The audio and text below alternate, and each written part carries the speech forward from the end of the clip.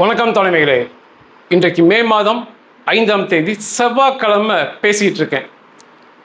Iran மீதான போர் எப்பொழுது திரும்ப நடைபெறும், ஈரான் திரும்ப எப்பொழுது தாக்கி அதனுடைய மத வெறி இராணுவம் IRGC அளிக்கப்படும், எல்லோர் மனதிலும் உள்ள கேள்வி.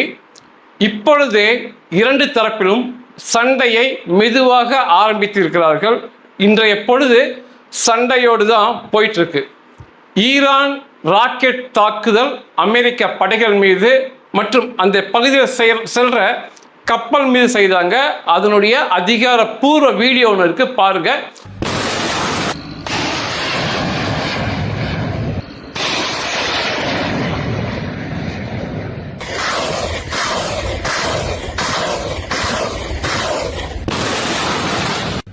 இருவரும் சிறிய அளவிலான சண்டையை ஆரம்பித்திருக்கிறாங்க.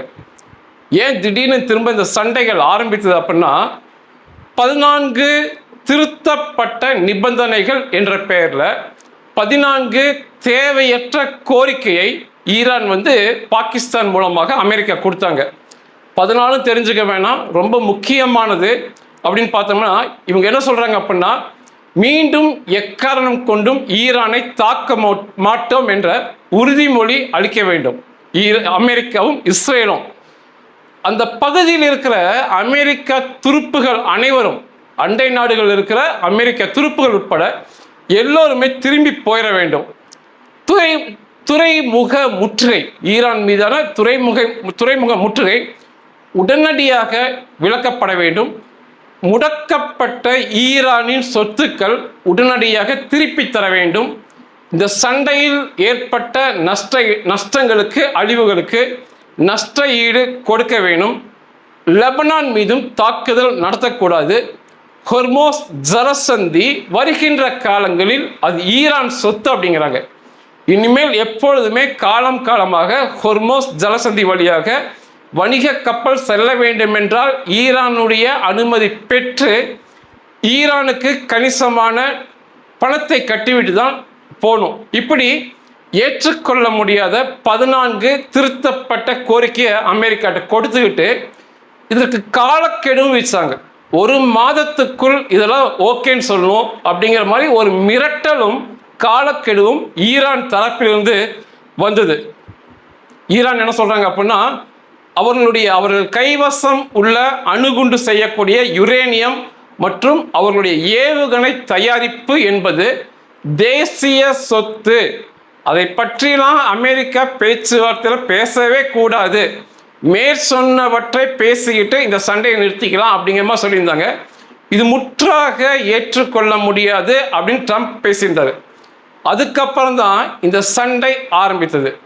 இதற்கு பதிலடியாக அமெரிக்கா என்ன பண்ணாங்கன்னா, ப்ராஜெக்ட் ஃப்ரீடம் என்றதை கையில் எடுத்தாங்க. ப்ராஜெக்ட் ஃப்ரீடம் என்பது வேறு எதுவும் இல்லை, 100க்கு மேற்பட்ட F-16 F-18 உட்பட போர் விமானங்கள் இதில் பங்கு பெற்றிருக்கு. எண்ணற்ற கடற்படை போர் கப்பல்கள் இதில் பங்கு பெற்றிருக்கு. அப்பாச்சி கன்ஷிப் ஹெலிகாப்டர்கள் மற்றும் சீஹாக் ஹெலிகாப்டர்கள் இதில் பங்கு பெற்று அமெரிக்கா என்ன சொன்னாங்க அப்படின்னா, அமெரிக்காவின் அனுமதி பெற்றுவிட்டு அந்த ஹொர்மோஸ் ஜலசந்தியை அங்கு காத்து கிடக்கும் 1000க்கு மேற்பட்ட பிரம்மாண்ட கப்பல்கள் தாண்டி போகலாம். பிப்ரவரி மாதம் 28 அங்கே தான் நிற்கிறாங்க எல்லோருமே. அமெரிக்காட்ட அனுமதி பெற்றுவிட்டு அமெரிக்காவுக்கு விருப்பமான கப்பல் தாண்டி போகலாம். ஒவ்வொன்றாக அல்ல, அமெரிக்கா திட்டம் எப்படி இருக்குன்னா, ஒரு 50 அல்லது 100 இந்த பிரம்மாண்ட வணிக கப்பல் ஒன்றா ஆன பிறகு முன்னும் பின்னும் அமெரிக்காவுடைய போர்க்கப்பல்கள் துணைக்கு வரும். தலைக்கு மேலே, கப்பல்களுக்கு மேலே ஹெலிகாப்டர்கள் போர் விமானங்கள் பறந்து வரும். பத்திரமாக அந்த ஹொர்மோஸ் ஜலசந்தியை தாண்டி அனுப்பிவிட்டு, ஈரான் எல்லைகளெல்லாம் தாண்டி அனுப்பிவிட்டு திரும்ப அங்கிருந்து ஈரானை தாண்டி சென்று அந்த நாடுகளுக்கு கச்சா எண்ணெய் வாங்க போகின்ற கப்பல்களை ஒட்டுக்கா கூட்டு வருவாங்க. இதுதான் நெடுங்கால திட்டம். இதை அமெரிக்கா அறிவிச்சிருந்தாங்க. இந்த ஹொர்மோஸ் ஜலசந்தியில் ஈரானுக்கு சவால் விடும் விதமாக அமெரிக்காவுடைய 2 போர் கப்பல்கள் USS ட்ரக்ஸ்டன் மற்றும் USS மெசான் இந்த 2 போர்க்கப்பலும் அந்த ஹொர்மோஸ் ஜலசந்தியை தாண்டி இதற்கு துணையாக மேலே போர் விமானங்கள், ஹெலிகாப்டர்கள் பறந்து வர அந்த ஹொர்மோஸ் ஜலசந்தி தாண்டி போய் ஒரு யூட்டர்ன் எடுத்து திரும்ப அந்த ஹொர்மோஸ் ஜலசந்தி வழியாக உள்ள வந்து அந்த ஈரானுடைய கப்பற்படை முற்றுகை, அந்த ஹொர்மோஸை முற்றுகையிட்டதை முறியடித்து வெற்றிகரமாக காமிச்சாங்க. அதுக்கப்புறம் 2 பெரிய செய்திகள் நடைபெற்றது. சவுத் கொரியாவுடைய ஒரு கப்பல் HMM நமோபாங்க பிரம்மாண்ட கப்பல் பிப்ரவரி 28 மாட்டினது. அவங்க இதை சொன்னே தாண்டி வந்தாங்க ஹொர்மோஸை. ஆனால் அந்த கப்பல் ட்ரோன் மூலமாக தாக்குதலுக்கு உள்ளாகி தீ பிடிச்சிருச்சு. அவங்க அப்படியே நகர்த்தி வந்து அந்த தீயை பத்திரமாக அணைத்து விட்டு இப்போ தாண்டி வந்துட்டாங்க. அதுக்கப்புறம் ஒன்றுமே யாருக்கும் ஒன்றாகலை, கப்பலுக்கும் ஒன்றாகலை. அதை விட ஒரு நல்ல செய்தி, டென்மார்க் நாட்டை சேர்ந்த ஜயன் ஃப்ரைட் நிறுவனம், ஒரு ராட்சச நிறுவனம் மெர்ஸ், அதோடைய வணிக பிரம்மாண்டமான கப்பல், இதுவுமே பிப்ரவரி 28 மாட்டினது தான். அமெரிக்காவுடைய பாதுகாப்போடு மிக பத்திரமாக நகர்ந்து அந்த பகுதியை கடந்து சென்று விட்டார்கள். இது வந்து ஈரானுக்கு விடுக்கப்பட்ட மிகப்பெரிய சவாலாக பார்க்கப்படுகிறது. அதுக்கு தான் கண்மூடித்தனமாக ஈரான் ராக்கெட்டை வந்து இலக்கே இல்லாமல் அனுப்புனது. ஆனால் அமெரிக்கா சொன்னது போல அமெரிக்காவுடைய 2 போர்க்கப்பல் அந்த ஹொர்மோஸ் ஜலசந்தியை முன்னும் பின்னுமாக தாண்டி காமிச்சிருக்காங்க. சவுத் கொரியா கப்பல் தாண்டி வந்துருச்சு ஈரான் அனுமதியின்றி. டென்மார்க் கப்பல் தாண்டி போயிருச்சு. இதில் மிகப்பெரிய செய்தி என்னன்னா, இந்த சவுத் கொரியா நாட்டுக்கு அவர்கள் கப்பல் தாக்கப்பட்டது பிடிக்கல. இப்போ சவுத் கொரியா என்னங்கிறாங்கன்னா, அமெரிக்கா கப்பற்படையோடு இணைந்து சவுத் கொரியா கப்பற்படையும் அந்த பகுதியில் பாதுகாப்பு நடவடிக்கையில் ஈடுபடும், ஈரான் வாலாட்டினால் தாக்குதல் நடத்தும் சொல்லி இப்போ அது பரிசீலனையில் இருக்கு.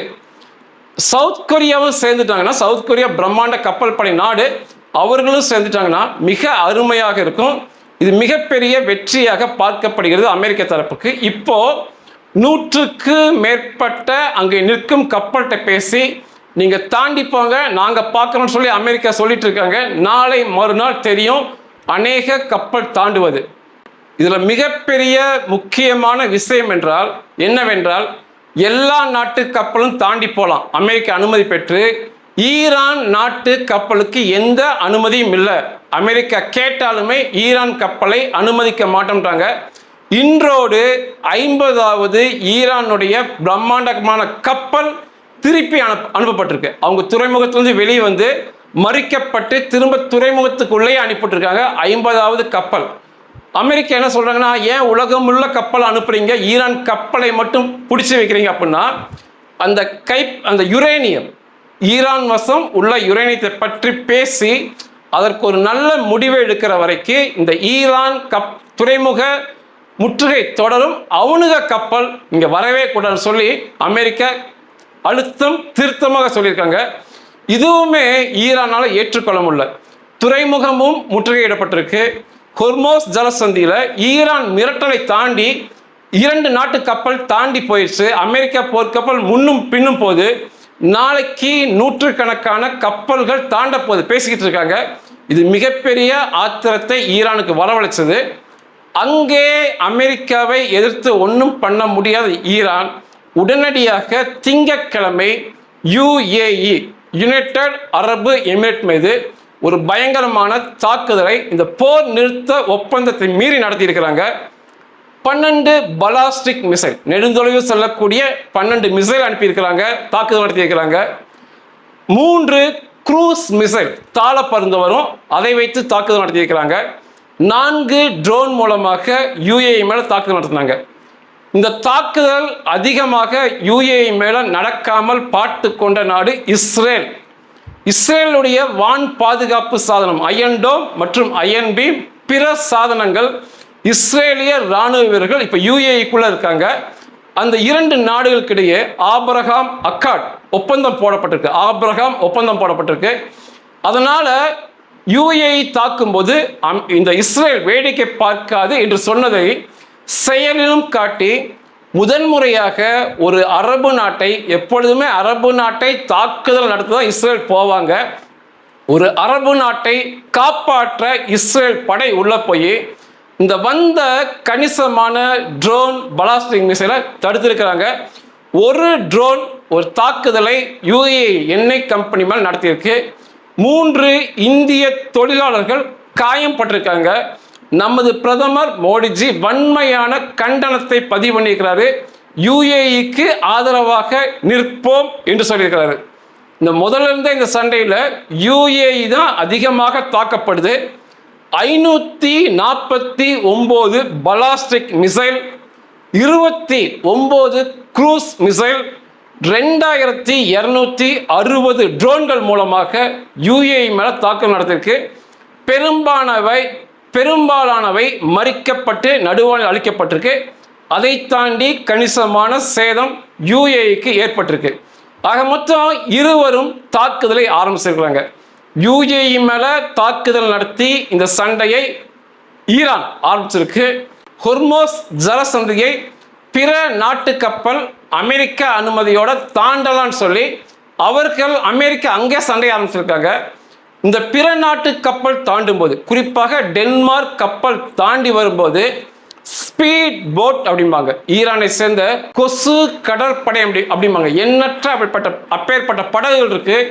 அதன் மூலம் தாக்க வந்த ஈரான் படகுகள் 7 வேகமாக செல்லக்கூடிய படகுகள் கடலுக்குள் மூழ்கடிக்கப்பட்டிருக்கு. இப்படி அங்க சண்டையை அமெரிக்கா ஆரம்பிச்சு வச்சிருக்காங்க. அமெரிக்கா என்ன சொல்லியிருக்காங்க அப்படின்னா, அமெரிக்காவுடைய கப்பற்படை சேர்ந்த படகுகள் ஏதாவது தாக்கப்பட்டால் அந்த பகுதியில் blown off the face of the earth, இந்த பூமி பந்திலிருந்து அவர்கள் வெடிகுண்டுகளால் அழித்தெறியப்படுவார்கள் என்றபடி ட்ரம்ப் அவர்கள் மிரட்டியிருக்காரு. ஆக மொத்தம் இரு தரப்பிலுமே சண்டை ஆரம்பித்திருக்கிறது. இது மிகப்பெரிய சண்டையாக மாறுவதற்கான வாய்ப்புகள் இருக்கு. நாளைக்கு தெரியும், 50-100 கப்பல்கள் தாண்டும் போது என்ன நடக்கப் போகிறது என்று தெரியும். இப்பொழுது மிகப்பெரிய கேள்வி, ட்ரம்ப் ஒரே இதில் பிடிவாதமாக இருக்காரு. HUEUம்பாங்க, ஹைலி என்ரிச்டு யுரேனியம், செறிவூட்டப்பட்ட அணுகுண்டு தயாரிக்கும் நிலையில் இருக்க யுரேனியத்தை கைப்பற்ற வேண்டியது. 460 கிலோ வரைக்கும் சொல்றாங்க. 460 கிலோ வரைக்கும் அந்த செறிவூட்டப்பட்ட யுரேனியம் வெடிகுண்டுகளாக அணுகுண்டுகளாக செஞ்சிடலாம். ஈரான் கையில் இருக்கு. இந்த சண்டை இல்லை, அந்த பக்கம் அமெரிக்கா இஸ்ரேலும் அந்த பக்கம் போயிட்டாங்கன்னா 9 மாதங்களில் 10 அணுகுண்டு ஈரான் கைவசம் இருக்குங்கிறாங்க. 9 மாதம் எனக்கு தெரிஞ்ச அவசியம் இல்லை. அவங்க மிக மும்முரமாக இந்த சண்டை சமயத்தில் கூட எப்படியாவது அணுகுண்டுகளை செய்து விட வேண்டும், அப்பதான் தப்பிக்க முடியும் என்ற இதில் அந்த 10 அணுகுண்டுக்கு செய்ய முயற்சியில் தான் இருக்காங்க. 9 மாதம்லாம் அவசியப்படாது. ஒரு 5 அல்லது ஒரு 4 மாதத்திலேயே 10 அணுகுண்டுகளை செஞ்சிருவாங்க. இப்போ அதை எப்படி கைப்பற்றுவது அல்லது அழிப்பதுங்கிற எண்ணத்தில் தான் அமெரிக்கா இருக்காங்க. ஈரான் மீது தாக்குதல் தள்ளி போவதற்கும் அதுதான் காரணம். முதன்மையான எண்ணம் அந்த 460 கிலோ யுரேனியத்தை கைப்பற்றுவது. எப்படியாவது பேச்சுவார்த்தை மூலமாக அவங்க அதை கொடுத்துட்டாங்கன்னா, ஈரானில் அந்த துறைமுக முற்றுகை மிகப்பெரிய நஷ்டத்தை கொடுக்குது. அவர்கள் ஏற்றுமதி இறக்குமதி பாதிக்கப்படுது. அதனால அவங்க கொடுத்துருவாங்கன்னு சொல்லி இன்று வரை அமெரிக்கா எதிர்பார்க்குறாங்க அந்த யுரேனியத்தை நிச்சயமாக. ஆனால் ஈரான் கொடுப்பதற்கான வாய்ப்பே இல்லை. கடைசி இஸ்லாமிய பயங்கரவாதி, கடைசி ஒருத்தன் இருக்கிற வரை கூட அவன் சண்டையை தான் விரும்புவான். அவன் கையில் அவன் காலில் ஒரு வெட்டருவாளை வச்சுக்கிட்டு அவனுக்கு அவனே வெட்டுவானே ஒழிய சமாதானம் என்பதெல்லாம் இவங்களுக்கெல்லாம் கொஞ்சம் கூட வராது. மேலும் அந்த டார்க் ஈகிள், இருண்ட கழுகு ஏவுகணைகள் அந்த பகுதியில் போய் மாட்டப்பட வேண்டும். இதுக்கெல்லாம் தான் இந்த தாக்குதல் கொஞ்சம் சற்று தாமதமாக போயிட்டு இருக்கு. அந்த 460 கிலோ யுரேனியத்தை ஈரான் தரவில்லை என்றால் தரைப்படை மூலமாக கைப்பற்றுவது ஒன்று தான் அமெரிக்காவுக்கு இருக்கக்கூடிய ஒரே வழி. இதுக்கு முன்னால் இந்த GBU 57A/B அப்படிம்பாங்க, MOB அப்படிம்பாங்க, மாசிவ் ஆர்டனர்ஸ் பெனிட்ரேட்டர். இந்த குண்டு மூலமாக மிகப்பெரிய அழிவை கொடுத்தாங்க ஈரானுக்குள்ள. அப்போ அது ஒரு கட்டுமானம். நிலத்துக்கு அடியில், பூமிக்கு அடியில் ஒரு கட்டுமானத்தை செய்து இயந்திரங்களை மாட்டி ஆட்கள் வேலை செய்தாங்க. அங்கே அந்த அணுகுண்டுக்கு தேவையான மூலப்பொருளை செய்வது, அணுகுண்டை செய்வது போன்ற காரியத்தில் ஈடுபட்டாங்க. அதனால அப்பொழுது அந்த குண்டுகள் மூலமாக அழிப்பது எளிதாக இருந்துச்சு. இன்றைக்கு போர் விமானங்கள் மூலமாக போடப்படும் குண்டுகளில் இந்த GBU 57 MOBயை தாண்டி பெரியது எங்கேயுமே இல்லை. ரஷ்யாவிலுமே இல்லை, அமெரிக்காவில் மட்டும்தான் இந்த GBU 57 இருக்கு. போர் விமானங்கள் மூலமாக, குண்டு வீசும் விமானங்கள் மூலமாக போடப்படும் குண்டுகளில் இதுதான் உலகத்திலேயே மிக பெரியது. ஒரு குண்டோட எடை 14,000 கிலோ இருக்கும். 20.5 அடி நீளம் இருக்கும். கிட்டத்தட்ட 4 மனிதன் உயரத்தில் இந்த குண்டு இருக்கும். இந்த குண்டுல நிரப்பப்பட்டிருக்கிற வெடிபொருள் வார்ஹெட் மட்டுமே 2423 கிலோ இருக்கும். பிரம்மாண்டமான எடை இது. அந்த குண்டுமே பயங்கரமானது, அதில் உள்ள வெடிபொருளுமே மிக பயங்கரமானது. இந்த வெடிபொருளில் 2 விதமான வெடிபொருளை கலந்து வச்சிருக்காங்க. AFX 757 இந்த வெடி மருந்து 2082 கிலோ இருக்கும். PBXN 114 இந்த வெடி மருந்து 341 கிலோ இருக்கும். மொத்தம் 2423 கிலோ வெடி மருந்தே இருக்கும். இவ்வளோ இடையில குண்டுகளே மிக பெரிதாக இருக்கும். இதோட வெடி மருந்தை இவ்வளோ எடைனா இது கொடுக்கும் சேதத்தை நம்ம கொஞ்சம் கற்பனை செய்து பார்க்கலாம். இது பூமியில் மணல் பாங்கான கல் மணல் கலந்திருக்கும். பூமியில் 200 அடிக்கு கீழே போய் 200 கிட்டத்தட்ட 60 மீட்டர் கீழே போய் தான் பிரம்மாண்டமான வெடிப்பை கொடுக்கும். 60 மீட்டர் உள்ளே போன பிறகு தான் வெடிக்கும். பூமிக்கடியில் 60 மீட்டருக்கு அடியில் எப்பேற்பட்ட கட்டுமானங்களாக இருந்தாலும் தூளாக்கப்படும். இதுலேயே முழுக்க காங்கிரட் போட்டிருந்தாங்கன்னா அங்கிருந்த மண்ணை எல்லாம் எடுத்துக்கிட்டு நல்ல காங்கிரட்டை ஃபுல்லாக முழுசாக போட்டிருந்தாங்கன்னா 60 அடி துளைத்து கொண்டு உள்ளே போகும். கிட்டத்தட்ட 12 மனுஷன் உயரம் காங்கிரட்டை உடைச்சிட்டு உள்ளே போய் வெடிக்கும். மீட்டரில் பார்த்தீங்கன்னா 18 மீட்டர் உடைச்சிக்கிட்டு உள்ளே போய் மிகப்பெரிய வெடிப்பை ஏற்படுத்தும். இதுக்கு ஃபியூஸ் அப்படி தான் மாட்டியிருப்பாங்க. மோதின பிறகு ஒரு சில நேரங்கள் இருக்கும், அந்த நொடிப்பொழுதுகள், நொடின்னு கூட சொல்ல முடியாது, அதுக்குள்ள அந்த குண்டு உள்ளே போயிடும். அதுக்கப்புறம் ஒரு பிரம்மாண்டமான வெடிப்பு. 2423 கிலோ வெடி மருந்து வெடிக்குது அப்படின்னா அந்த பூமிக்கு அடியில் ஒரு நிலநடுக்கத்தையே அது ஏற்படுத்திவிடும். இந்த வெடிகுண்டு 7 மூலமாகத்தான் அந்த ஈரானுடைய 3 அணுகுண்டு செய்யும் நிறுவனங்கள் நட்டான்ஸ்ல, ஃபோர்டோல, இஸ்பஹான்ல இருந்தது அழிக்கப்பட்டது. இப்போ அந்த செறிவூட்டப்பட்ட யுரேனியம் 460 கிலோ ஒரு சில ட்ரம்ல இருக்கலாம். அது மனுஷங்க அதை பார்க்க தேவையில்லை, அதில் எந்த வேலையும் நடக்கிறது இல்லை. அதனால இந்த குண்டு எட்டும் எல்லையை தாண்டி அதற்கும் கீழே கொண்டு போய் புதைச்சி வச்சிருக்காங்க அப்படிங்கிறாங்க. ஒரு ஆட்கள் வேலை செய்யணும்னா தான் ஆக்சிஜன் தேவைப்படும், இயந்திரங்களும் நிறுவனம், பிரம்மாண்ட கட்டமைப்பு தேவைப்படும். இந்த 460 கிலோ ஒழிச்சு வைக்கிறதுக்கு எவ்வளோ ஆழனாலும் குழியை தோண்டி புதைச்சி வைக்கலாம். அப்படிதான் இந்த செறிவூட்டப்பட்ட யுரேனியம் புதைத்து வைக்கப்பட்டிருக்கு. அதனால குண்டு போட்டு அழிப்பது சாத்தியம் அல்ல. அந்த அளவு ஆழமாக போகக்கூடிய குண்டுகள் இல்லை. அதனால வேற வழியே இல்லை. தரைப்படை கமாண்டோக்கள், சிறப்பு அதிரடிப்படை வீரர்கள் உள்ள போய் தான் ஆப்ரேஷன் பண்ணி அதை எடுக்கணுங்கிறாங்க. அமெரிக்காவுடைய முதல் லட்சியமே அந்த யுரேனியத்தை கைப்பற்றுவது தான். அதனால தான் இந்த தாக்குதல் தள்ளி போயிட்டு இருக்கு. எண்ணம் எல்லாமே அமெரிக்காவுக்கு இந்த யுரேனியத்தை எப்படி கைப்பற்றுவது இதில் இருக்காங்க என்ற எண்ணத்தில் இருக்காங்க. சில நாட்கள் எடுத்துக்கொள்ளலாம். அது வரைக்கும் இந்த கப்பற்படை முற்றுகை, ஹொர்மோஸ் வழியாக பிற நாட்டு கப்பல்கள் அமெரிக்க அனுமதி பெற்று செல்வது, அதை தாக்க வந்தால் ஈரான் கடற்படையை அழிப்பது என்ற வண்ணம் சண்டை தொடரும். யுரேனியத்தை நிச்சயமாக கைப்பற்ற வேண்டும். இந்த குண்டு நான் சொன்ன GBU 57 A/B இந்த ஒரு குண்டு மட்டுமே 200 கோடி ரூபாய்களை தாண்டி இருக்குங்கிறாங்க. அதையுமே தாண்டி இருக்குங்கிறாங்க. இந்த குண்டை இதுவரை அமெரிக்கா விற்பனை செய்ததில்லை. எந்த நாட்டுக்குமே இந்த குண்டை அவங்க விற்பனை செஞ்சதில்லை. இந்த ரகசியம் யாருக்கும் போகக்கூடாதுன்னு பார்த்துட்டு இருக்காங்க. அதனால 200 கோடி ரூபாய்னு சொல்றாங்க, சிலர் 2000 கோடி ரூபாய்னு சொல்றாங்க. இதுக்கு விலையே கிடையாது. ஏன்னா இந்த பொருள் விற்பனைக்கான பொருள் அல்ல. இதை போடுவதற்குமே எல்லா போர் விமானங்களாலும் முடியாது. இவ்வளவு பெரிய எடையை தூக்கிட்டு போறதுக்கு அமெரிக்கா போர் விமானங்கள் மட்டுமே இந்த குண்டை போடவும் முடியும். அதனால இந்த குண்டுக்கு விலை எதுவுமே இல்லை.